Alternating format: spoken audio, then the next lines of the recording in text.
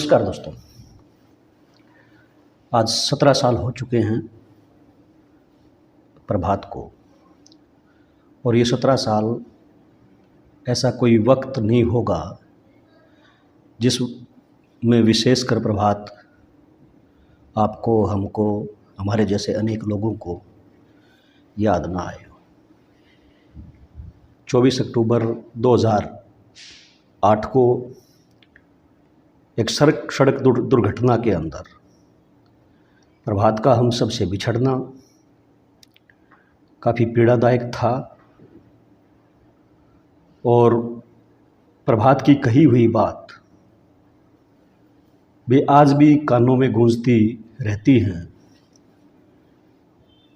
कि मेरी इच्छा है कि मेरी मौत किसी आंदोलन के अंदर हो, मैं शहीद का दर्जा प्राप्त करूं। लेकिन वो मौत उनको नहीं मिल पाई और एक दुर्घटना के अंदर उनका निधन हुआ। निश्चित तौर पर आज भी बेशक प्रभात हमारे बीच में नहीं है शारीरिक तौर पर, लेकिन मजदूर वर्ग के प्रति उनका जो दृढ़ संकल्प था संघर्षों का, एक वर्गीय चेतना के आधार पर, वो आज भी हमारे बीच में जिंदा हैं और जिंदा रहेंगे आने वाली पीढ़ियों के लिए। तो इस 17वीं बरसी के ऊपर प्रभात को हम याद करते हुए जहाँ उनको श्रद्धांजलि अर्पित करेंगे, वहीं हरियाणा के अंदर मजदूर आंदोलन के जितने भी हमारे कार्यकर्ता हैं, वामपंथी आंदोलन के जितने कार्यकर्ता हैं, उन सब से हम ये भी अपील जरूर करना चाहेंगे कि प्रभात का जो जीवन था उस जीवन को जरूर हमें नज़दीक से, गहराई से उसका अध्ययन करना चाहिए, तभी जाके वास्तव में एक सच्ची श्रद्धांजलि प्रभात को होगी।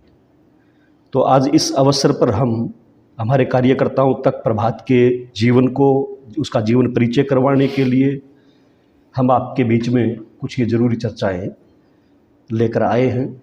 मुझे उम्मीद है आप सब इसको ध्यानपूर्वक सुनेंगे।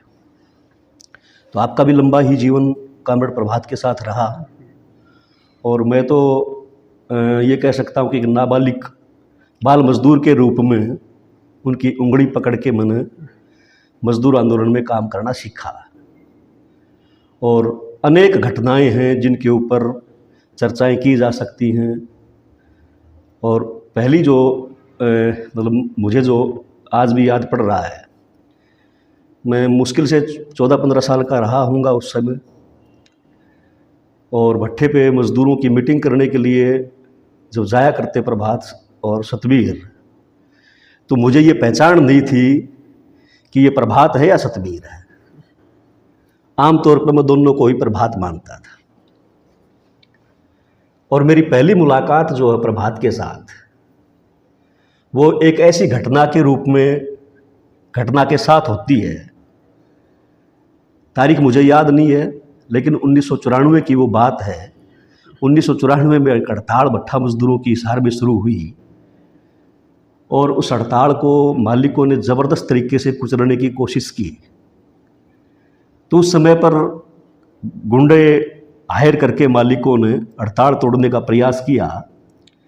तो वो घटना मेरे आज भी मतलब बिल्कुल ताज़ा घटना की तरह आज भी मुझे दिखाई दे रही है। न्योड़ी के भट्ठे पे पैदल मार्च करते हुए 20-25 किलोमीटर का, और गए, और आखिरकार वहाँ हमला गुंडों की तरफ से हुआ। मुझे वो सीन भी याद है, बिल्कुल साथ में खड़ा था प्रभात के मैं। जैसे वो गुंडे आते दिखाई दिए, प्रभात ने दूर से ही उनको कहा, ललकारा कि भाई थारा कीमत पूरी हो ली, तुम जाओ वापस, और मज़दूरों से टकराने की ज़रूरत नहीं है। तुम अगर ऐसी हरकत करोगे तो इसका नतीजा आपको भुगतना पड़ेगा।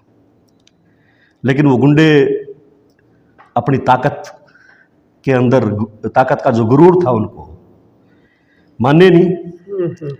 अल्टीमेटली प्रभात ने कि वो पहले हमला करें, उससे पहले ही प्रभात ने ही उनके ऊपर हमला किया और वहाँ पे गोली चली प्रभात के ऊपर। बाई चांस एक मजदूर माहीराम तुसाम का, जो भराई का मजदूर था, भट्ठे पे काम करने वाला, उसने उस चलती हुई बंदूक के ऊपर डंडा मारा तो गोली जो है वो नीचे जा लगी। तो वो पहली मुलाकात ऐसे एक घटनाक्रम के अंदर मेरी प्रभात के साथ हुई, जो आज भी मेरे अंदर वो मतलब हर पल वो मतलब एक ताज़ा घटना के रूप में काम कर रही है। ऐसे अनेक घटनाएं मतलब और भी हैं। शंकर गोदारा एक भट्ठा मालिक था, जिनका आदमपुर के पास में भट्ठा था। कॉमरेड वीरेंद्र मलिक उनके साथ थे, जो हड़ताल के दौरान ही मजदूरों का दमन कर रहा था, तो और राइफल लिए हुआ था। तो प्रभात ने जैसे ही वो गोली चलाने लगा तो प्रभात ने उसकी राइफल छीन ली, मजदूरों की एकता के दम पे। ऐसी भी अनेक घटनाएं ऐसी मौजूद मतलब इस पूरे भट्ठा मजदूर आंदोलन के अंदर मिल जाएंगी, जिनकी चर्चा अगर हम करने लग जाएं तो पूरी कथा लिखी जा सकती है। तो आपका भी अनुभव उनके साथ रहा है, तो आप मतलब जो आपके याद अनुभव के आधार पे जो चीज़ें आपने खुद ने अपनी आंखों से देखी हैं, जानी हैं, आप उस समय वहाँ पार्टी के सेक्रेटरी भी थे, सीटू के अध्यक्ष भी रहे हैं, तो हम आज ज़रूर इस मौके पर साझा हम वो घटनाएं सारी हमें करनी चाहिए। नमस्कार साथियों, कॉमरेड विनोद ने जो इसका शुरुआत की, हमारी विचार विमर्श की, वार्तालाप की, वो ऐसे शख्स के ऊपर है जिसके साथ हमने दशकों जिंदगी जी है साथ में, और एक वीडियो में उनकी जो पूरा जीवन स्मृति और उनके जीवन का व्याख्यान करना बहुत मुश्किल है, ये तो असंभव काम है। तो किसी समय पर इसकी चर्चा जारी रखनी जरूरी है, क्योंकि आज जनवादी आंदोलन के लिए और ख़ासतौर पे ट्रेड यूनियन आंदोलन के लिए कॉमरेड प्रभात का जो जीवन का संदेश है समग्रता में, वो बहुत प्रासंगिक है। उसको समझना, जानना, उसको आत्मसात करना और फिर उसको लागू करना, इस उद्देश्य से ये बातचीत आज हम कर रहे हैं। 17 साल हो गए जैसा कि आपने कहा। अभी 29 अगस्त की बात है। 29 अगस्त को कॉमरेड पृथ्वी की बरसी थी। सितंबर, अगस्त नहीं, सितंबर। हाँ। तो 29 सितंबर को मैं पृथ्वी प्रभात भवन में हिसार एक गोष्ठी में बोलने जा रहा था। तो जो नहर गुजरती है वहाँ से, उसके साइड वाली जो सड़क है, वहाँ गाड़ी रोक के अमरूद खरीदने लग गए हम एक रेडी से। तो एक बंदा वहाँ पहले से स्कूटर लिए खड़ा था, गाहक था वो भी। उसने दुआ सलाम किया मेरे से और कॉमरेड कह के संबोधित किया उन्होंने। तो जाहिर है ये तो फिर पूछना बनता ही है कि मैंने आपको पहचाना नहीं। तो वो कहने लगे कि आपको मैं जानता हूँ, आप मुझे नहीं जानते, लेकिन प्रभात मुझे जानता था। तो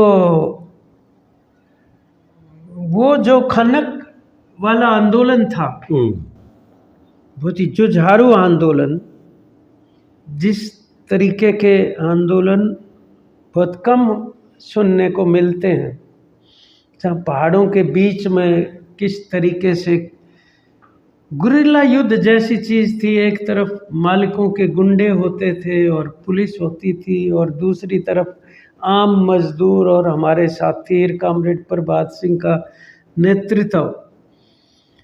तो वो जितने भी आसपास के गांव थे जिनकी किसान मजदूरों की रोजी रोटी उस पहाड़ से जुड़ी हुई थी, उन सभी गांव के लोग कॉमरेड प्रभात को जानते थे, और वो निजी तौर पर जानता था बंदा।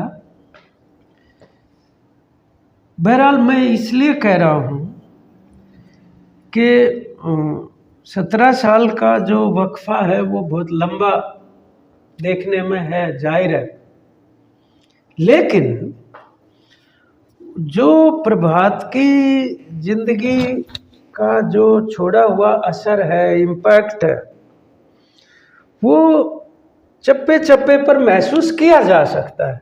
मैं ये कह रहा हूँ कि वो मुझे जो साथी एक मिला वो तो एक आम आदमियों में से ही था, लेकिन वो प्रभात से उनकी निजी वाकफियत थी। बाद में तो फिर मैं काफ़ी देर तक उनके साथ बातचीत भी की। तो ये जो प्रभाव जो छोड़ा है वो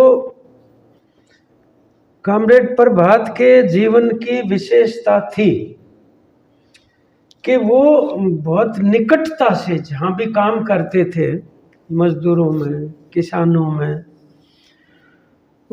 जो कारीगरों के बीच में जाके, झुग्गी झोंपड़ियों में, दलित बस्तियों में, तो उनके साथ रहते थे वो। उस विशेषता का एक मुख्य कारण था कॉमरेड, जो मुझे याद आ रहा है, और वो मुख्य कारण ये था कि प्रभात का जो मजदूरों के साथ, चाहे वो किसी हिस्से का हो, हाँ, उसके साथ जो संबंध था ना, वो संबंध केवल कार्यस्थल का संबंध नहीं था। मतलब आप भिवानी से शुरू हो जाओ और सिक्कर तक चले जाओ, ये 1000 के करीब गांवों की घाटी है पूरी। हाँ, जिस घाटी के अंदर भट्ठा मजदूर विशेषकर, और दूसरा ये आपका पहाड़ का मजदूर जो उन गांवों में रहता है। और मेरा तो व्यक्तिगत तौर पे उनके साथ जाने का बहुत बार मौका मिला। मतलब उसको, प्रभात को ये मालूम होता था कि फलाने गांव में फलाने नाम का वो व्यक्ति बैठा है और उसका घर वहां ही है। मतलब रात को भी, अनेक बार रात को, मतलब सीकर के भी गांव में जाके मीटिंगें की उन्होंने, क्योंकि वो जानते थे कि कौन बंदा कौन से गांव का है। तो निरंतरता ये जो भट्टों की थी, ये मतलब उधर से आप लगा लो भिवानी, हिसार, सिरसा, फतेहाबाद, फिर आपका रोहतक, जींद, कैथल, महेंद्रगढ़, झज्जर, ये जो गांव हैं, इनके कौन से भट्टों के ऊपर कौन से गांव के लोग बैठे, और कौन भराई वाला है, कौन पथेरा है, कौन जलाई वाला है, उनके जो भीतर के काम होते हैं उनके बारे में भी वो जानते थे। तो वो बिल्कुल सही बात है कि वो उनके जीवन का एक अंतरंग हिस्सा बन जाते थे और उनके साथ रहकर बहुत गहराई के साथ उस जिंदगी को जीते थे। तो ये जो पुस्तक है ना, जो जंजाल नाम से, ये वैसे तो कॉमरेड प्रभात की लिखी हुई कहानियां हैं, लेकिन ये केवल कहानियां नहीं हैं, बल्कि वो जो भट्ठा आंदोलन और दूसरे जो आंदोलनों में वो काम करते थे, उनके बिल्कुल जीवंत अनुभव है, बिल्कुल, जो कहानी के रूप में लिख रखे हैं।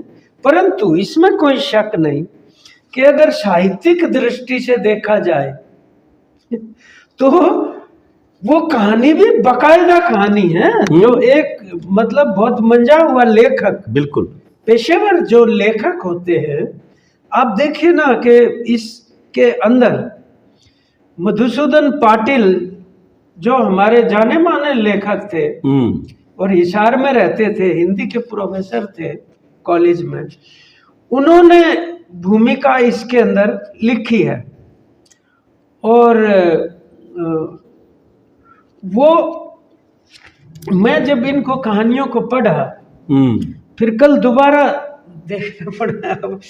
वीडियो देख के ना कई लोग जब हम किताब दिखाते हैं ना तो फिर वो मैसेज डालते हैं कहाँ मिलेगी। तो मैं वैसे सूचना दे रहा हूँ कि पार्टी और सीटू के दफ्तरों में आप जहाँ भी जाएंगे कुछ कापियाँ भी मिल जाएंगी और नहीं रही होंगी तो अपन और भी छपवा लेंगे, एडिट करके भी उसमें सुधार करते हुए। लेकिन मैं उन कहानियों के अंदर ये देख रहा हूँ कि किस तरीके से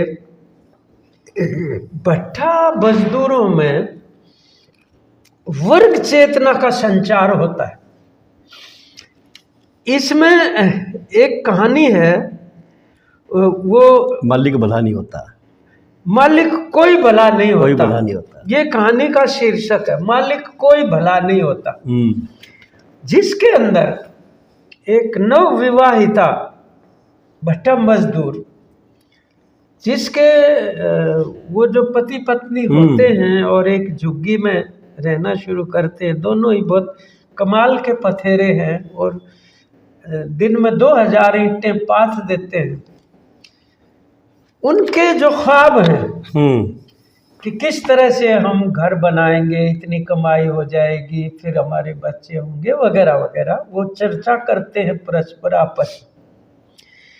और फिर उनके साथ जो व्यथा बनती है कि वो मालिक का बेटा जो है वो बलात्कार करते हैं उसके साथ, और उसी के ऊपर क्योंकि जाहिर है वो एक बार के बाद दूसरी बार फिर जब प्रयास होता है ना तो वो एक और अपनी भट्टा मजदूर साथी महिला से चर्चा करती है कि अब क्या करें। तो अब तो मरने मारने की स्थिति आ गई है, कोई जीना नहीं है। तो वो जब आत्मरक्षा में चाकू से वार करती है, उसमें वो जो मालिक का बेटा जो व्यभिचारी और बदमाश होता है उसकी हत्या हो जाती है। और फिर अदालतों में किस तरीके से ताकतवर जो हैं वो छिप जाते हैं कई बार, और किस तरीके से वो विक्टिम को ही दोषी बना के और सजा दे देते हैं। उस कहानी में वो जो उनका वार्तालाप है,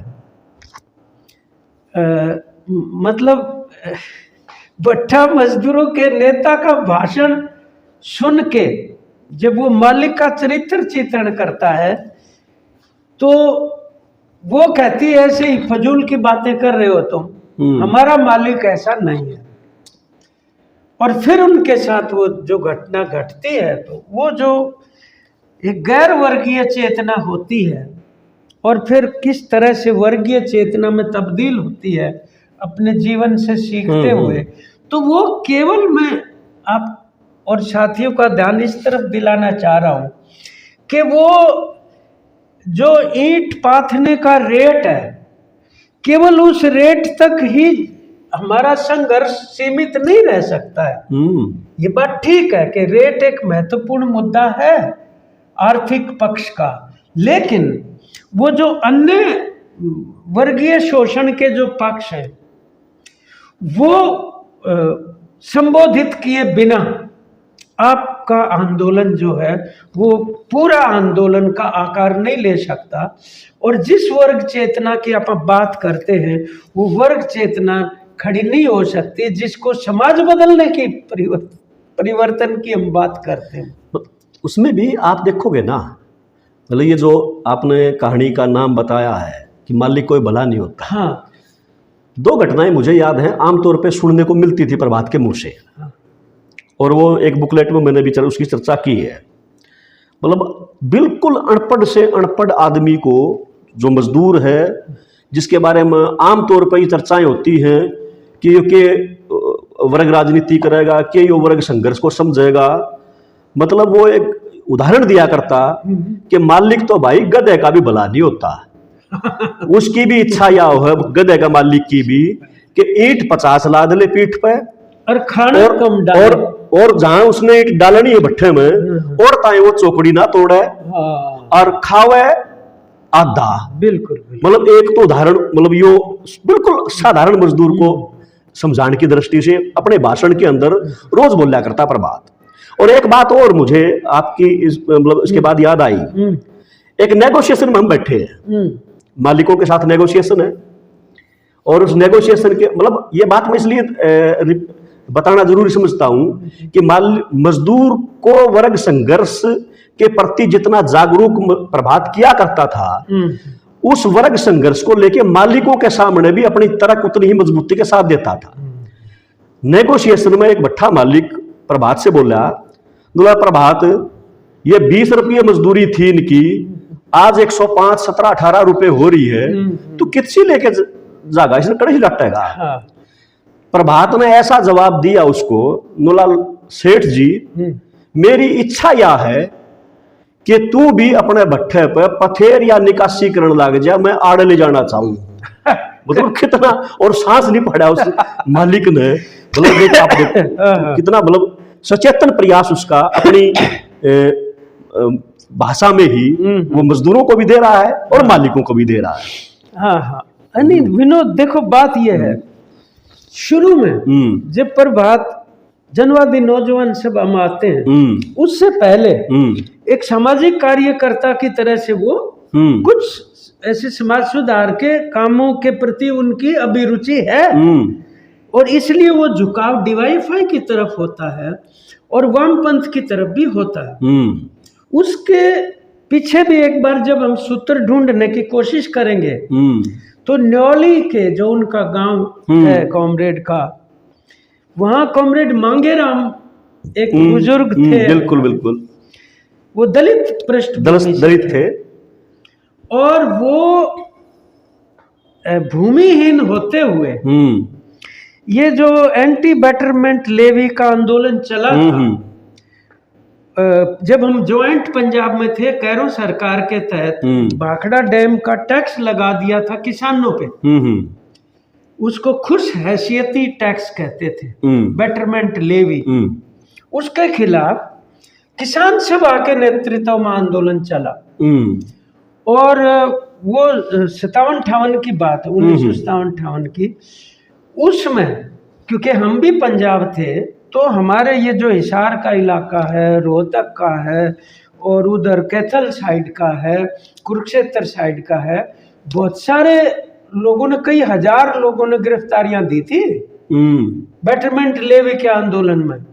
कॉमरेड हरकिशन सिंह सुरजीत उसके नेता थे। वो 1 साल चला था आंदोलन और सफलता प्राप्त की थी, वो लेवी हटवा दी थी। 11 शहीद हुए थे, उसमें 3 महिलाएं थी। तो कॉमरेड मांगेराम न्योली के, वो भी खुश हसीयती टैक्स में गिरफ्तारी देने वालों में थे। तो उनका कुछ असर किसानी के ऊपर भी, और जो चौधरी अर्जन सिंह थे, प्रभात के पिताजी, हाँ। सुखबीर के दादा, उन पर भी असर था। वो 10वीं पास थे उस टाइम के, बिल्कुल छोटी बात नहीं है। आप मतलब आज की जो MA प्राप्त शिक्षा है उससे ज्यादा थी उस समय की 10वीं पास। कई बार मुलाकात मेरी उनके घर पे हुई उनसे, तो वो असर उनका पड़ा।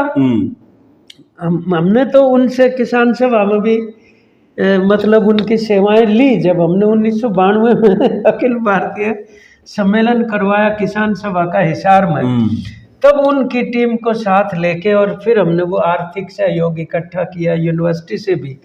तो खैर, दूसरी महत्वपूर्ण बात, क्योंकि अर्जुन सिंह का चर्चा ही आ गया, मतलब DY5 में आने से पहले प्रभात उस पूरे इलाके का कबड्डी का जाना माना प्लेयर था, गजब का। मतलब प्रभात को कबड्डी के प्लेयर के रूप में जानते थे, ट्यूबवेल का मिस्त्री के रूप में। ये अगली बात कि ट्यूबवेल का बोर्ड लगाने वाला मिस्त्री गजब का था, वो भी दूर दूर तक। हाँ। प्रभात, ये आमतौर पे ना कम होता है नहीं तो आदमी ट्यूबवेल का मिस्त्री है तो छोटी मोटी खेती थी, साधारण किसान परिवार था, तो उसी में ही रह जाए।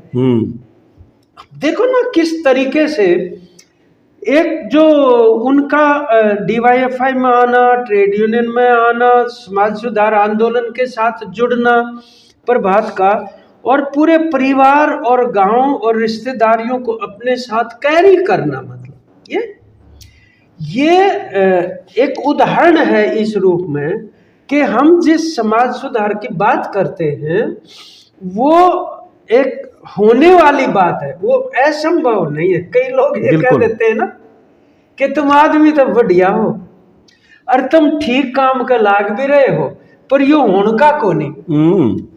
लेकिन प्रभात के जीवन से हम जब इस बात का सारांश और निष्कर्ष सार निकालते हैं तो उससे ये प्रमाणित होता है कि होने का है यो काम। बिल्कुल। और जो जिस चीज में हाथ डाला वो किया तो है ही ना।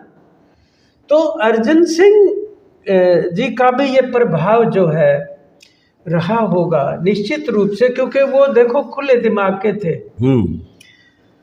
और वो खुद भी कबड्डी के प्लेयर थे। तो दो भाई थे ये, अर्जुन और सर्जन। हाँ, तो अगर मान लो मांगेराम जी से, कॉमरेड मांगेराम से उन्होंने अगर राजनीतिक चेतना ली है वामपंथ की, तो अपने पिताजी से कबड्डी सीखने का भी खेल का उन्होंने हुनर प्राप्त किया होगा। बिल्कुल बिल्कुल। ये एक बात हम उसके साथ, अगली बात मैं समझता हूँ, फिर आपकी बात करेंगे कि ये देखो कि खेत मजदूरों को भी संगठित किया। वो महासचिव रहे एक समय, महासचिव बने प्रदेश के महासचिव। ये देखो ना कमाल। और भट्ठा मजदूर का तो किया ही, उसके बाद जो ग्रामीण चौकीदार, उनका जन्म संस्थापक महासचिव था, शुरुआत उस तरीके से की। और जब ग्रामीण चौकीदारों को वो संबोधित करते थे, उस टाइम पर सोशल मीडिया नहीं था ना, नहीं था, वो संबोधित करते हुए उस गांव के चौकीदार को और गांव के तमाम लोगों को इस बात से वो सहमत कर देते थे कि गांव में किसी की कहीं पे मौत हो जाए तो रात को पुलिस वाले चौकीदार को लाश के डेड बॉडी के पास बिठा देते हैं और उसको बैठना पड़ता है। ये ड्यूटी है उसकी। तो वो जो पक्ष है ना, एक जो आमतौर पर मैं वही कह रहा था, जो भट्ठा के भी के ईंटों का रेट जो है केवल वहां तक नहीं, वो यहाँ तक भी केवल इस बात से जुड़ा हुआ नहीं है कि उसको वर्दी और टॉर्च भी चाहिए और उसकी तनख्वाह का भी प्रबंध हो, सरकार करे, सरकारी खजाने और से। वो फिर हुआ सरकारी खजाने से। उसके साथ ये बात बताना कि डेड बॉडी के पास भी उसको रात को बैठना पड़ता है, जो अपने आप में आम आदमी जो है डर का एहसास कर लेता है। फिर उसके बाद भवन निर्माण का, परियोजना वर्करों का, कितने मतलब ऐसे तबके हैं जिनके बीच में उन्होंने काम किया और एक छाप छोड़ी, उनको संगठित करके और एक कतारों में उसको ये इस दृष्टि से अगर हम देखने लगें तो एक आबिद आलमी हमारे जो शायर हुए, उनका एक शेर लागू होता है इनके ऊपर। साथ लेकर चल रहा हूँ, साथ लेकर चल रहा हूँ मैं एक रैरो की हसरत। रैरो होती है जनता, हसरत होती है आपको मालूम है ख्वाहिशें, सपने, एस्पिरेशन, सपने। साथ लेकर चल रहा हूँ मैं एक रैरो की हसरत, मुझको तन्हा मत समझिए मैं मुकम्मल कारवां हूँ। कॉमरेड प्रभात एक मुकम्मल कारवां की तरह से थे। जब वो अकेले भी चल रहे होते थे तो वो अकेले नहीं थे। ये उनके जीवन की एक खासियत थी। मतलब ये जो आपने शेर के माध्यम से जो बताने की प्रयास किया ना, भट्ठा मजदूर आंदोलन का और खानक पहाड़ के आंदोलन का, जिनमें मेरी काफ़ी नज़दीकियाँ उनके साथ रही और लोगों की भी रही। मैं कोई अकेला दावा नहीं कर रहा, सैकड़ों लोग हैं हरियाणा के अंदर जिनके साथ उनका घनिष्ठ संबंध रहा है। मतलब प्रभात ने भट्टा मजदूर आंदोलन में शुरुआती दौर से लेकर 2008 तक अपने निधन तक हम ये कह सकते हैं कि 1000 किलोमीटर से ज्यादा का ऐसा सफर होगा जो उन्होंने मजदूरों को के समूह में पद यात्रा के रूप में किया, पैदल मार्च किए। और वो पैदल मार्च कितने प्रभावशाली थे, जो तशद्दुद गुंडागर्दी पुलिस का था उससे मुकाबला करने के लिए इस तरीके से के लंबा मतलब काफला लेके निकलो पहाड़ों में से, इस तरीके से ही। और भट्टे पर भी यही किया। और उसने 1997 के पहाड़ के आंदोलन में, हालांकि उस समय में पहाड़ के आंदोलन में उतना सक्रिय नहीं था, लेकिन 2002 का जो था चौटाला के राज में, उसके अंदर मतलब बाकी सब गिरफ्तार हो गए थे, प्रभात में बच गए थे। 2.5 महीने वो आंदोलन चला। उसके अंदर देखा मैंने खुद ने अपनी आंखों से कि मतलब कैसे एक बिल्कुल अनजान आदमी, जो प्रभात को वैसे कोई रिश्तेदारी नहीं है, कोई दोस्ती नहीं है, कोई जान पहचान नहीं है, और वो हजारों लोग प्रभात के पीछे पद यात्रा में शामिल हो जाते हैं। और प्रभात मतलब मैंने जो पहले रेफरेंस दिया था कि वो गुंडे आए, उन्होंने हमला कर दिया, इसका मतलब ये नहीं है कि वो हमेशा ही ऐसा करता था। 2002 में जब ये भिवानी में तो एक नाम पड़ गया था उस जमाई टैक्स, चौटाला का जो जमाई था बटेऊ उनका, उन्होंने पहाड़ का ठेका ले लिया, रोड के ऊपर टैक्स वसूलना शुरू कर दिया। तो उस समय पर जब मुझे याद है आज भी कि कम से कम भी 7 और 8 हजार लोग होंगे जब नाके तोड़े गए, और एसडीएम जो मजिस्ट्रेट, ड्यूटी मजिस्ट्रेट था, उसके ऊपर हमला हो जाता है लोगों के द्वारा। प्रभात उसको बचाने के लिए उसको ऊपर पड़ गया। प्रभात को भी कोई 10-20 लाठियां लगी होंगी, लेकिन प्रभात ने कहा ना भाई, इसकी कोई गलती नहीं है, ये उस अधिकारी है, सरकार ने इसकी ड्यूटी लगा रखी है, हमारी इसके कोई दुश्मनी नहीं है, सत्ता के साथ दुश्मनी है, सरकार के साथ दुश्मनी है, इसके साथ दुश्मनी नहीं है। तो अनेक ऐसी घटनाएं भी। विनोद, ये जो जमाई टैक्स की बात कही ना तुमने, इससे मुझे याद आ गया, वो जो नाके रखे थे, तो वो जो किसान ट्राली लेके आते थे ना, क्रेशर पे डालने के लिए, उन पे लगता था, उसको जमाई टैक्स कहते। तो वो सरकार जब बदली ना, उस टाइम पर मजदूर बड़े खुश हुए और उसको सेलिब्रेट कर रहे थे, वो मतलब उत्सव मना रहे थे। तो एक बहुत बड़ा उनका रैली हुई वहां पे, जिसमें मैं भी गया था। तो मुझे याद है, मैंने उस मौके पर भाषण देते हुए ये कहा, मैं एक बात बता दूं, ध्यान रखियो, जो तुम न्यू राज्य हो रहे हो ना, जमाई टैक्स खत्म हो गया, जिनकी सरकार आई है जमाई उनके भी हैं। ठीक बात है। और फिर वह बनी फिर लड़ना पड़ा, जमाई टैक्स तो ना गया, सरकार बदले पाते भी। ठीक बात। अच्छा, कॉमरेड प्रभात ने जो चुनाव लड़े, अब एक बात देखो, एक बार 1999 का था, 99 का था, चौधरी भजनलाल के खिलाफ, क्योंकि आदमपुर में 99 का लोकसभा का लड़ा था उन्होंने।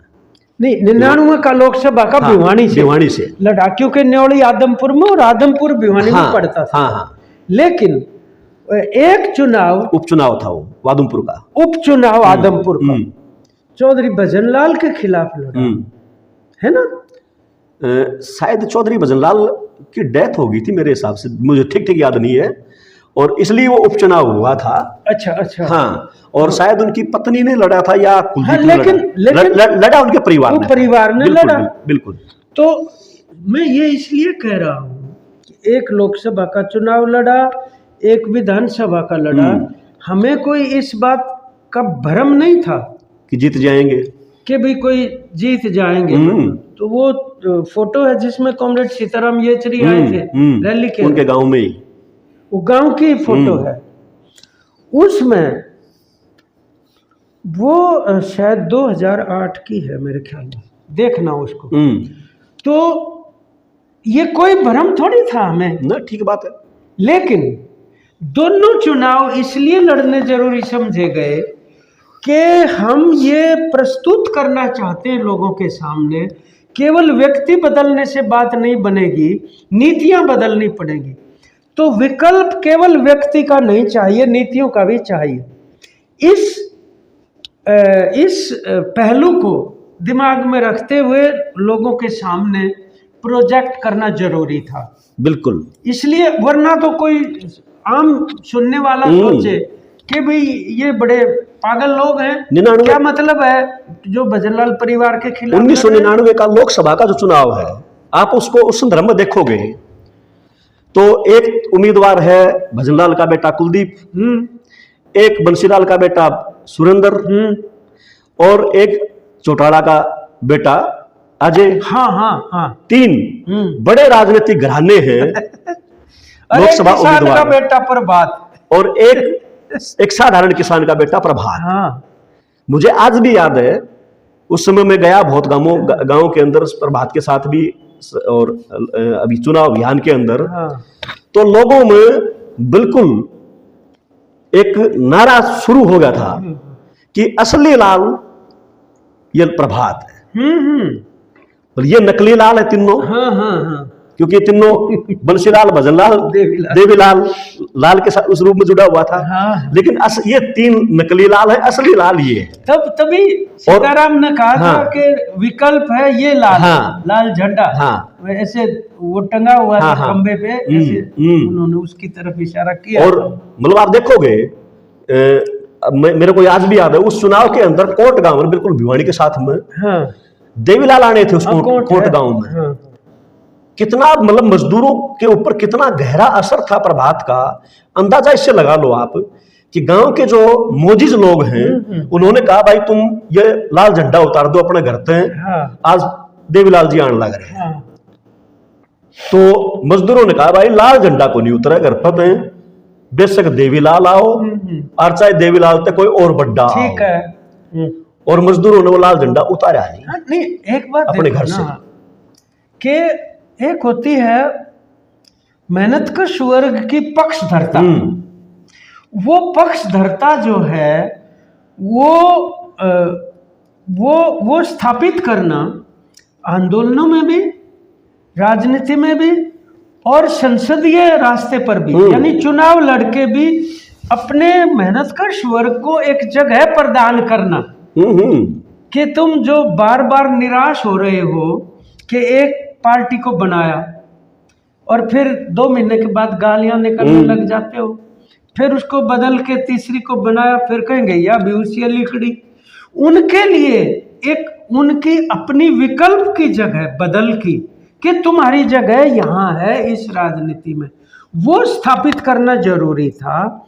और ऐसा भी नहीं है कि वो पर्चा भर दिया और घर बैठ के, नहीं, उसकी छाप छोड़ी बाकायदा, और उन लोगों को जगह दी जो आंदोलनों में थे। ये बात अलग है कि जात पात और राजनीतिक चेतना नहीं होने की वजह से कोई ये नहीं है कि भाई जीत का भरम पाल लिया हो, वो एक अलग चीज है, मतलब उसमें ना जाए। लेकिन आप ये देखो कि एक आदमी मतलब वो पॉलिटिकल लीडर भी है सीपीएम का, वो ट्रेड यूनियन नेता भी है, वो चुनाव भी लड़ रहा है, और वो साथ में ही साहित्य से भी जुड़ा हुआ है। मतलब वो हिसार की जनवादी लेखक संघ की इकाई में भी कार्यकारिणी का सदस्य था। वो तो ये सुरेंद्र ने जो इसमें लिख रखा है शुरू की, उसके अंदर जब वो कहानियां लिखता था तो उसको ये उतावलापन होता था कि मैं ये कहानी सुनाऊं, कोई मिल जाए तो, जो भी मिल जाता उसको बिठा लिया करता, मेरी कहानी बिठा के पास कहानी सुनने के लिए। तो बोला उसकी दशा ऐसी ही होती थी जैसे एक बच्चे को जन्म देने वाली महिला की प्रसव पीड़ा होती है कि डिलीवरी नहीं होले तब तक उसको चैन नहीं, ऐसा प्रभात को चैन नहीं पड़ता था जब तक वो अपनी सुना नहीं लेता था। तो साहित्य के साथ जो जुड़ाव, देखिए एक बात ये है ना कि ये एक हम कह सकते हैं कि एक मुकम्मल जो इंसान होता है ना, वो प्रभात उस तरीके से था। और सामाजिक न्याय का जो सवाल है ना कॉमरेड, गजब का स्टैंड था उनका। देखो एक बेमिसाल उदाहरण है ये। मुझे याद है उस टाइम पर श्री भजनलाल की सरकार थी और ये एक दलित परिवार का नौजवान था, दलबीर नाम था, और वो मेरे ख्याल में छोटी न्योली का था। और एक जो बिश्नोई जमींदार ने जमीन हथियाने के लिए उस दलित नौजवान के ना दोनों हाथ काट दिए। और उस टाइम हमने लड़ाई लड़ी, पर बात साथ में थे वो मांगेराम जी को पता है, अब तो वो रहे नहीं, खैर राम कुमार को भी पता होगा, मास्टर जी जो वहाँ हैं। कम लोगों को याद है ये चीज़। हमने फिर अखबारों में, प्रेस में जाके उसको एक्सपोज किया, वो पकड़ा गया वो जो। लेकिन बाद में वो छुट के आ गया और वो दलबीर की हत्या कर दी, बस में चढ़ते हुए गोली मार दी। तो लड़ाइयाँ इतनी तीखी उस टाइम के ऊपर, और पुलिस और प्रशासन पे बहुत ज़्यादा दबाव होता था राज का। लेकिन चुनाव में भी गुंडागर्दी होती थी, और वैसे तो थी, उसके खिलाफ हमने उस दौरान में बड़ी लड़ाइयाँ लड़ी। और कॉमरेड प्रभात जब साथ होते थे ना, तो एक पूरा भरोसा किया जा सकता था उस व्यक्ति के बारे में, मतलब अपने आप में सुरक्षा थे। बिल्कुल बिल्कुल। एक और उदाहरण में आपको शायद याद भी होगा, मतलब ये सामाजिक न्याय का जो मसला है ना, उस सामाजिक न्याय के मसले में अब देखो, प्रभात में का जन्म है न्योली का, रहने वाला हिसार का है, और सिक्कर डिस्ट्रिक्ट में खंडेला के पास एक गांव है। भट्ठा मजदूर जो दलित परिवार से था, वो राजपूतों का गांव है। उस गांव के अंदर शादी है उसके बेटे की। तो गांव के लोग घुड़चड़ी नहीं होने दे रहे। प्रभात को बताया कि ऐसे ऐसे बात है, मतलब यहाँ से प्रभात, सतबीर, कॉमरेड प्रभात की धर्मपत्नी विमला, और हमारा एक साथी था सुभाष जांगड़ा, भवन निर्माण का नेता हुआ करता था, ये गए वहां जाके पूरा जायजा लिया मामले का। और अभी जो लोकसभा के सांसद है सिक्कर से, उस समय धोद से एमएलए थे कॉमरेड अमरारा, उनको फोन किया कि भाई ऐसे ऐसे हम आपके गांव में, आपके डिस्ट्रिक्ट के गांव में आए हुए हैं, ये फलाने गांव में, और यहाँ ये घुड़चड़ी नहीं उड़ दे रहे। अमराराम ने कहा मैं अभी एसपी से बात करता हूँ। और एसपी ने पूरी फोर्स भेजी, और पूरा गांव खड़ा देखता रह गया। उस गांव में पहली बार कोई दलित घुड़चड़ी उसकी हो पाई, दलित की। तो छोटी बात नहीं है, बहुत बड़ी बात है। उसके अलावा विनोद, हम इस बात का उल्लेख यहाँ किए बिना बात तो अधूरी रहेगी। देखिए कि प्रभात की बहन कमला अब किसान सभा में है, उसकी जो मैरिज का सवाल आया, शादी का, तो विद्यार्थी होते हुए चॉइस मैरिज, इच्छा से शादी का जो एक सवाल है, तो जिस लड़के से उसने शादी करनी चाहिए वो मेरी यूनिवर्सिटी का विद्यार्थी था, डॉक्टर रोशन लाल। दलित था, डॉक्टर तो बाद में बना लगा लो, पीएचडी करके, मेरे से तो जूनियर था, लेकिन दलित था। और उसके साथ जो शादी के लिए जो साहस दिखाया सामाजिक रूप से प्रभात ने और चौधरी अर्जन सिंह, दोनों ने और पूरे परिवार ने, गजब का भाई छोटी बात नहीं थी। और उसके बाद की कई परिस्थितियों का मुझे पता है कि गांव में कुछ लोगों ने किस तरह से बायकॉट किया, बॉयकॉट करने की जो जिस तरीके से हरकतें की और उनको जिस तरीके से झेला, मतलब वो दो ये परिवारों की मैं बात करूंगा। एक तो ये है ही जो प्रभात और अर्जुन सिंह का, दूसरा डॉक्टर महावीर नरवाल की बहन गीता, उन्होंने जो एसपी सिंह से, सुरेंद्र पाल सिंह से मैरिज करी, चॉइस मैरिज। वो सुरेंद्र पाल सिंह भी मेरी यूनिवर्सिटी में मेरे से जूनियर था। और उस टाइम पर डॉक्टर महावीर नरवाल खुद अपनी बहन के साथ मजबूती से केवल वही नहीं खड़े हुए, बल्कि महावीर नरवाल के साथ साथ उनके पिताजी सूबेदार प्रताप सिंह मजबूती के साथ वो भी खड़े हुए और उस शादी में हिस्सा लिया कार्यक्रम में। ये बातें जो होती है ना कि आप जब समाज परिवर्तन की और जातिवाद की बात करते हैं तो अपने जीवन में उसको उतारते हुए उसका जो उसको व्यवहार में जो लागू करने का सवाल है, ये जिसको रोटी बेटी का रिश्ता कहते हैं ना, वो करके दिखाया निभा के जीवन में। बिल्कुल। तो खैर एक चीज और भी आप देखो ना, मतलब अमला की शादी के मामले में ये प्रभात के लिए और भी शायद ज्यादा कठिन होगा उस समय पर।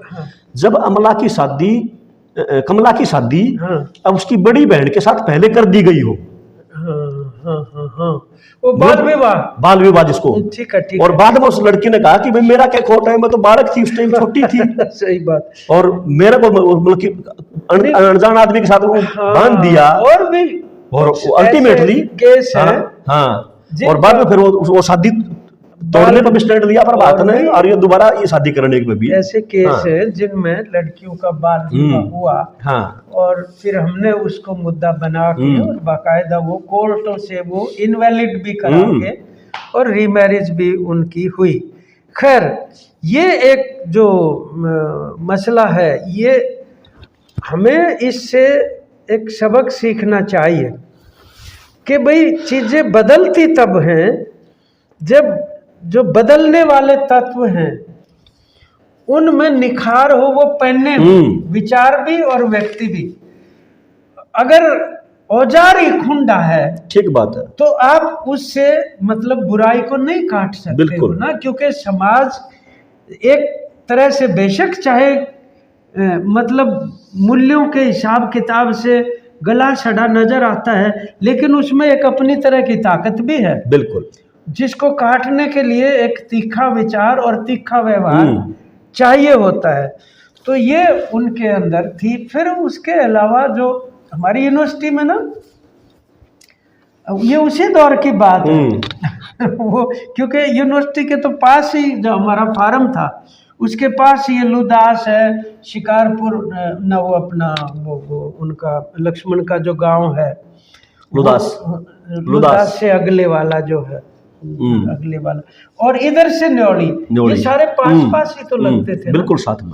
तो वहां पर हमने जो एसएफआई के अंतर्गत उनको भवन निर्माण, क्योंकि यूनिवर्सिटी बन रही थी तो हजारों मजदूर थे भवन निर्माण के, उनको संगठित किया बतौर एसएफआई हमारे साथ, और फार्म मजदूरों को संगठित किया। फिर बाद में वो सेक्टर 3 के, भेड़ फार्म के, ये जितने भी थे उनको संगठित किया, बीड़ में जितना भी फार्म पड़ते थे। और मेस सर्वेंट जो हमारे भोजनालय में जो हॉस्टल में खाना बनाने वाले थे उनको किया, सफाई कर्मचारियों को किया। यूनिवर्सिटी के सफाई कर्मचारी आज भी वो यूनियन कार्यरत है, आज भी वो जो रिटायर हो गए वो भी कितना मजबूती से कार्य कर रहे हैं। लेकिन मेस वाले जो वर्कर थे उनके लिए ये कानून बनवाया कि क्लास 4 की कोई भी नौकरी निकलती है तो सबसे पहले इनको प्राथमिकता दी जाएगी, और उनमें से कई सारे वो क्लरिकल उस तक भी वो पहुंच गए थे। तो ये जो पूरा का पूरा जो एसएफआई की जो ट्रेनिंग और ओरिएंटेशन इस तरह होती थी, वो टेक्सटाइल मिल के आंदोलन में गुंडागर्दी के खिलाफ जा करते मजदूरों के पक्ष में, और वो विद्यार्थी हमारी यूनिवर्सिटी के और दूसरे कॉलेजों के भी, क्योंकि प्रभात ने तो डीएन कॉलेज से इवनिंग में ग्रेजुएशन करी, इवनिंग शिफ्ट में, लेकिन डीएन कॉलेज में एसएफआई मजबूत थी, गवर्नमेंट कॉलेज में भी थी, जाट कॉलेज में, यूनिवर्सिटी में। तो वो जो जाते थे मजदूरों के पक्ष में लड़ाई लड़ने और गुंडागर्दी के खिलाफ, मुझे याद है कि जब यूनिवर्सिटी के अपने स्टूडेंट यूनियन के इलेक्शन में गुंडागर्दी होने लगी तो उन मजदूरों ने आके मदद की, तब गुंडागर्दी का मुकाबला हुआ। ये व्यवहार में किस तरीके से सूत्र जुड़ते हैं? हाँ, ये तो मतलब आदान प्रदान है। मतलब आप देखोगे, हालांकि मैं मजदूर आंदोलन के तौर पर उस टाइम मेरा जन्म नहीं हुआ था, लेकिन 90 और 91 का जो दौर है, मतलब 14 मार्च 1991 को हिसार में अब्बास सिंह की शहादत होती है, और ठीक एक सप्ताह बाद 22 मार्च को कलानौर में सूरत सिंह की शहादत होती है भट्ठा मजदूर आंदोलन। हाँ।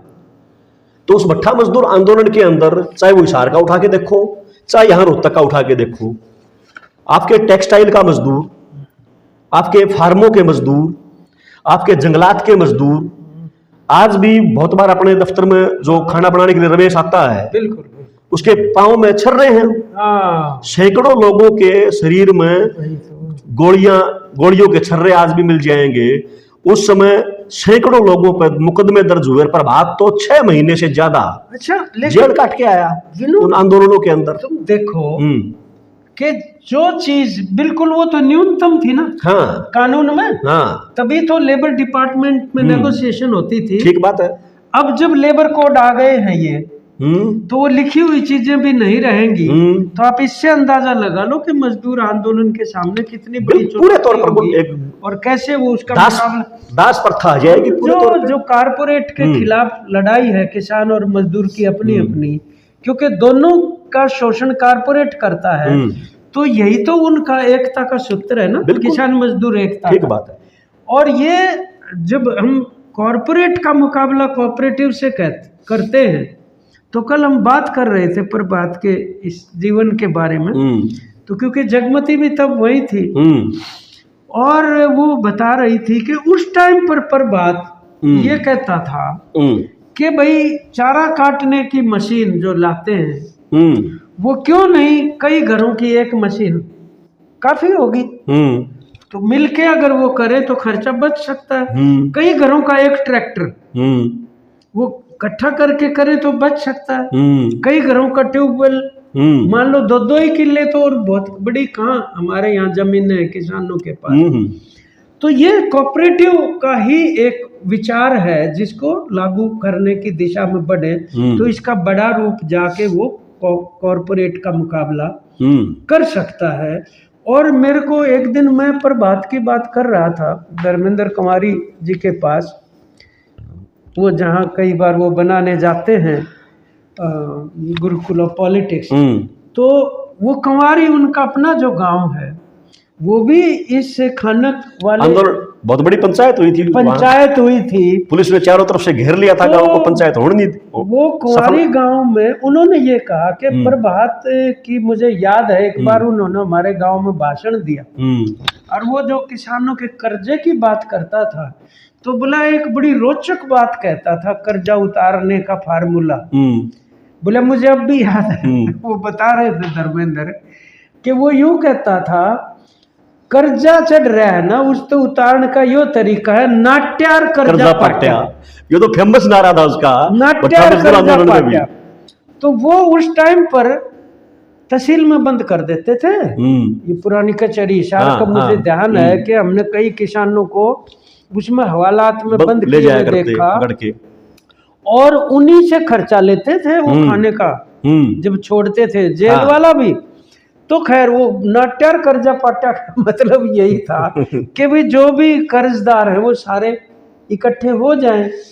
तो ये चीजें वो हैं। दूसरी और बात एक उन्होंने मेरे को बताई थी, वो पहले अखबार में काम करते थे। तो प्रभात ने जब उनकी वो डेथ हुई तो आंख जो है वो दान कर दी थी। तो उन्होंने मेरे को ये बताया धर्मेंद्र ने कि मैं जब अखबार में था तो उस खबर के ऊपर एक सुर्खी लगाई थी कि मृत्यु के बाद भी दुनिया देख पाएंगी प्रभात की आंखें। बिल्कुल, ये हेडिंग थी उस खबर ये हेडिंग पढ़ी थी मैंने भी वो खबर के ऊपर लगा था। लेकिन बात ये है विनोद, जो मृत्यु इस तरीके की होती है ना, कितना बड़ा झटका लगा। बिल्कुल, आज तक हम उसकी भरपाई नहीं कर पाए। देखो उनका पूरा परिवार अपने साथ है, ठीक है ना। बिमला भी स्वास्थ्य खराब होते हुए भी काम करती थी उसके अंदर। और अमला कमला भी करती थी। सुखवीर तो ट्रेड यूनियन आंदोलन में, ऐसा है। इसके बावजूद भी कोई उसको नहीं भर पाया ना खाई को। और घटना जो घटी इतनी दुखद मतलब है कि वो मैं फिर जो शेर जो उनका सुना रहा था हबीद आलमी का, जसवाल साहब का, एक और शेर फिर मुझे ना इस संदर्भ में ध्यान आया कि 4 दिन की जिंदगी का 4 दिन की जिंदगी का मुझ पर मत एहसान करना। अब आबिद आलमी देखो किसको कह रहे होंगे, आप ये तो समझते हैं ना किससे मुखातिब है। 4 दिन की जिंदगी का मुझ पर ना एहसान करना, ऐसी शय भी किस काम की, ऐसी शय भी किस काम की जिसका भरोसा कुछ नहीं है। है? देखो कैसे जिंदगी 4 दिन की जिंदगी का मुझ पर मत एहसान करना, ऐसी शय किस काम की जिसका भरोसा कुछ नहीं है। कोई भरोसा नहीं, किसी का कुछ नहीं भरोसा। जो जीवन है जीवन का। अब आप देखिए हेलमेट लगा रखा है और वो लगा के रखता था, बिना हेलमेट वो कभी 1 किलोमीटर नहीं गया, बैठता नहीं था सीट के ऊपर और खड़ी हुई ट्राली के अंदर। बात तो इतनी थी, एक 50 रुपए का रिफ्लेक्टर ही तो लगना चाहिए। ठीक बात है, उतनी ही बात है, उससे भी वो रिफ्लेक्ट हो जाता था। उस टाइम पर ये जो है ना वो ऐसा हो जाता था, धुंध टाइप सी का शाम का जो मौसम आजकल सामने से लाइट पड़ना, हाँ वो अगर रहा होता तो शायद नहीं होता ये घटना। गई ना जिंदगी, उससे बड़ा भारी नुकसान हुआ। तो आप प्रभात का एक जो पहलू और था ना कॉमरेड, नहीं तुमने जो लिखी ना ये पुस्तिका प्रभात जैसा मैंने जाना, ये छोटी सी पुस्तिका होते हुए भी एक बहुत ही महत्वपूर्ण संदेश देती है। तो इसकी भी कॉपियां होंगी तो हमारे साथियों को उपलब्ध है, कुछ उपलब्ध ये करवानी चाहिए। ठीक है ना। अब बताओ क्या कह रहे। हाँ, मैं ये कह रहा था कि मतलब किसानी परिवार में पैदा हुए और मतलब उस जमाने में उन्होंने बीए की, उनके फादर भी पढ़े लिखे थे। लेकिन अनेक बार हम तो सुनते थे उनके मुंह से कि भाई मैं किसानी परिवार में पैदा जरूर हुआ हूं, लेकिन मजदूर का गोद लिया हुआ बेटा हूं, मजदूर का। और मैंने तो हालांकि मैं उनकी उस शिक्षा को अपने जीवन में नहीं ढाल पाया, मेरी अपनी कमजोरी है। ठीक है। लेकिन प्रभात वास्तव में एक मजदूर की जिंदगी जीता था, जिया करता था। जबकि उस समय पर जितने बड़े आंदोलन, भट्ठा मजदूर आंदोलन के थे, तो वो करोड़ों रुपए का मालिक भी बन सकता था। प्रभात उसको उपलब्ध थे। हमारे सामने भी ऐसे अनेक मौके आए हैं, लेकिन ठुकराया उनको, प्रभात ने भी ठुकराया। ये शिक्षा हमने प्रभात से ही ली। और मतलब सारी जिंदगी डेथ, अपनी मौत तक। हमने तो नाम दर रखा था कि दुकान का 11 नंबर दुकान, इस पुस्तिका में दर्ज किया। मतलब पुराने कपड़े जो मिला करते, तो वहां से वो 80 रुपया में, 100 रुपया में एक पेंट शूट मिल जाया करती। तो जब भी भिवानी आया करता 2 महीने में, 3 महीने में 1-2 जोड़ी ले जाया, सादा रहता था। और एक उस समय पीना भी, ओढ़ना पहनना भी बड़ा सादगी। एक घटना उसी समय की, दोनों लड़ा चाल यार 11 नंबर दुकान पर चलाएंगे, कपड़े खत्म हो रहे हैं, हम चले गए जी। वहां 3-4 मजदूर पहले से उस दुकान में घुसे हुए। वो मजदूर हमने देख के शर्मा गए। तो मैं समझ गया, मैंने कहा प्रभात को, मैं अपन तो शर्मा गए। प्रभात ने बोला चिंता ना करो, जिस काम तुम आ रहे हो ना उसे काम मैं आ रहा हूँ, कपड़े लेने आ रहा हूँ। उन मजदूरों ने इतनी राहत मिली, और वो फिर वहां चाय लेके आए, चाय पिलाई उस दुकान के अंदर ही। मतलब कोई उसको झिझक नहीं थी। नहीं वो मेजर जयपाल सिंह थे ना, वो लंबा कोट पहनते थे। तो एक दिन कॉमरेड पृथ्वी ने, सर्दियों की बात है, ऐसे हाथ लगा के कोट पे, बोले बड़ा जोर का कोट पहन रहे हो कॉमरेड। तो बोले 80 रुपए में सारी दुनिया बाबूजी बनी फिर रही है। तो खैर इसका जो अपन समापन करेंगे आज के वीडियो का। वैसे तो बहुत कुछ देखो करने की जरूरत है, कोई डॉक्यूमेंट्री भी बने, बिल्कुल। कुछ और लिखे जाने की जरूर, ठीक है ना। ये काम हाथ में लेना चाहिए अपने संगठनों को, बिल्कुल लेना चाहिए। तो एक कविता छोटी सी जो आगे इस पुस्तिका के जंजाल के आखिर में है, उनकी भांजी ने लिखी। गरिमा जो भांजी है कमला की बेटी है, अब तो वो बड़ी अफसर बन गई, नहीं तो हाँ, हम खिलाते थे मामा जी मामा जी। और मैं आज तक भी इस कविता को अपनी आंखों से पढ़ नहीं पा रहा, बड़ा मुश्किल है, इतनी इसके अंदर। सुन, हाँ, इसकी जो मतलब आखिरी 2 लाइन है ना, वो बहुत ही, मैं ये सोच के आया था ये नहीं पढ़ूंगा मैं, पीड़ादायक है वो। फिर मेरे को दिमाग में आई नहीं पढ़ूंगा तो गरिमा के साथ जाती है, बिल्कुल पढ़ूंगा तो हौसला चाहिए। तो लेकिन देखते हैं, ये समापन से पहले एक कविता में पढ़ाना जरूरी समझता हूँ। एक बार चले आओ तो कुछ बिखरी यादें समेट लें हम, कुछ मिश्री सी डली सी बातें कर लें हम। मिश्री सी डली सी मतलब मीठी बातें। कुछ अधूरे सपने टटोल लें हम, बिछड़े समय को फिर से जी लें हम। एक बार चले आओ तो तुम्हें दिखलाएं दुखती नब्ज, कुछ तुम्हारे पन्ने जो आज तक संभाले थे मैंने, अपने लेखक का पता पूछते हैं। डायरी में पड़ी गुलाब के फूलों की पत्तियां महकती महकती बस थक गई हैं। एक बार चले आओ तो हम भी सो लें तुम्हारी हथेलियों पर सिर रखकर। यूं ही बहुत दिन बिताए हैं तुम्हारी याद में जाग कर, बहुत दिन हो गए हैं कि कोई प्यारा सा लफ्ज हाथ नहीं लगा है।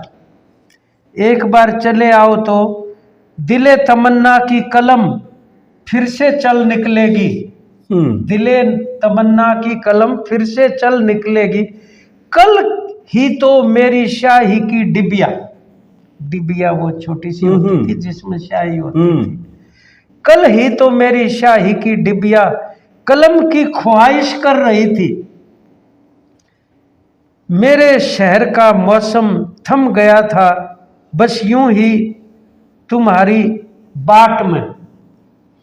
मेरे शहर का मौसम थम गया था बस यूं ही तुम्हारी बाट में। बस एक बार, सिर्फ एक बार चले आओ तो। इन्हीं शब्दों के साथ साथी को श्रद्धांजलि अर्पित करते हैं और संकल्प लेते हैं कि उनके काम को आगे रखेंगे। और जब ये कहते हैं शहीदों तुम्हारी सोच पे पहरा देंगे ठोक के, तो पहरा तभी दे पाएंगे जब उस सोच को आत्मसात करके आगे बढ़ाने का निश्चय। इसके अलावा कोई रास्ता भी नहीं है, और कोई रास्ता। लाल सलाम, धन्यवाद।